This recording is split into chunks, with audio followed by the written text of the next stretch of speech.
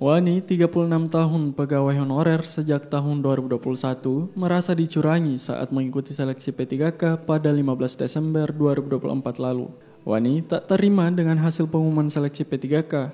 Wani bersama kuasa hukumnya melapor ke BKN 4 Regional Makassar pada hari Jumat 3 Januari 2025. Wani bercerita ia mengikuti seleksi P3K, semua berjalan dengan lancar hingga sampai tahap pengumuman hasil yang keluar tidak sesuai. Karena harusnya ia mendapatkan nilai tertinggi 576 dan berada pada peringkat pertama, namun tiba-tiba sadar data berubah. Wani yang tadi berada pada peringkat pertama turun ke peringkat kedua digantikan oleh SH.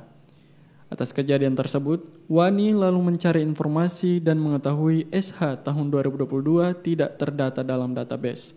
Selain itu, SH juga tidak terdaftar sebagai pegawai honorer, namun tiba-tiba bersangkutan lulus K2 instansi pemerintahan Kabupaten Mamuju Tengah. Selain itu, Wani juga mempunyai bukti C1 bahwa bersangkutan pernah menjadi caleg periode tahun 2024 dan aktif dalam pengurusan salah satu partai. Saya merasa bahwa ada indikasi dugaan kecurangan. Kenapa saya mengatakan demikian? Bahwa karena hasil dari pengumuman kelulusan seleksi P3K di Bidang Pemerintahan Kabupaten Mamuju Tengah, saya mendapat di sini bahwa yang mendapat peringkat satu itu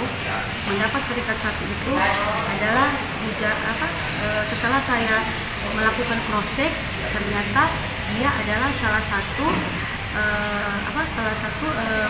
caleg di tahun 2024 dan jelas-jelas dalam aturan itu bahwa dalam aturan penerimaan seleksi P3K itu bahwa ini poin ke-7 itu bahwa tidak menjadi anggota atau pengurus partai politik. Atas laporan korban terkait dugaan kecurangan yang dilakukan oleh Badan Kepegawaian Mamuju Tengah Sulawesi Barat, korban berharap mendapatkan keadilan dan segera mengevaluasi hasil pengumuman yang dikeluarkan oleh BKD. Ardi Fajar TV dan Fajar Radio melaporkan.